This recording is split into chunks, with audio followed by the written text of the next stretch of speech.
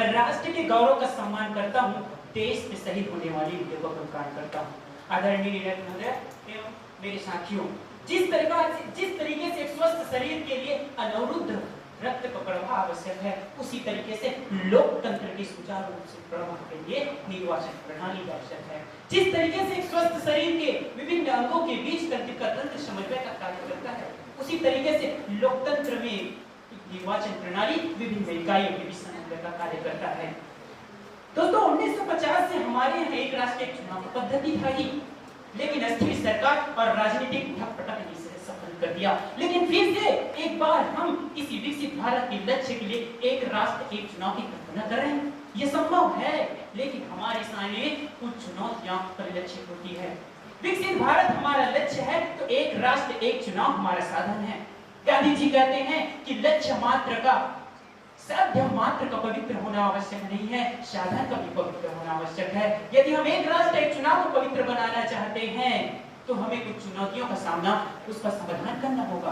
Criminalisation of politics लगभग 40 से 50% representative पर विभिन्न मामलों में अपराध दर्ज है। वुमेन पार्टिसिपेशन, जिसकी वो देश में पॉपुलेशन 50% है, लेकिन रिप्रेजेंटेटिव लोकसभा और राज्यसभा में 13 से 40% मात्र है। आज भी ग्राम पंचायत की चुनाव वो बैलेट पेपर पर होती है, जब मतदाताओं को 4-4 बैलेट पेपर दिए जाते हैं, उन्हें समझ ही नहीं आता है। डिलिमिटेशन एंड पॉपुलेशन सेंसस में कास्ट, रिलीजियस, सेक्स के बेसिस में डिस्क्रिमिनेशन हो रही है आज भी।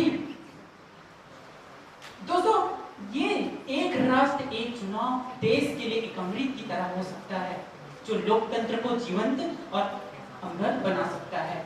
दोस्तों, अंबेडकर जी ने कहा था कि लोकतंत्र के लिए खर्चे मायने नहीं रखते, लोकतंत्र के लिए स्थिर सरकार मायने नहीं रखती, लोकतंत्र के लिए उत्तरदायी सरकार मायने रखती है, उत्तरदायी सरकार मायने रखती है। मैं कहता हूं, एक राष्ट्र एक चुनाव का उद्देश्य यदि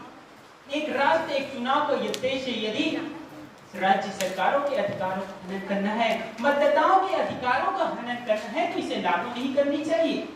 यदि एक राष्ट्र एक चुनाव को लागू करने का उद्देश्य सत्ता के शीर्ष पर शासन करनी है, तो इसे लागू नहीं करनी चाहिए। इसे लागू कर देनी चाहिए जब इसका उद्देश्य राष्ट्र निर्माण हो, एक उत्तरदायी सरकार का निर्माण हो, उत्तरदायी सरकार का निर्माण हो। क्योंकि ये एक राष्ट्र एक चुनाव हमारे भारत देश को विश्व में एक लोकतंत्र का प्रतिनिधित्व करने का अवसर प्रदान करती है। धन्यवाद।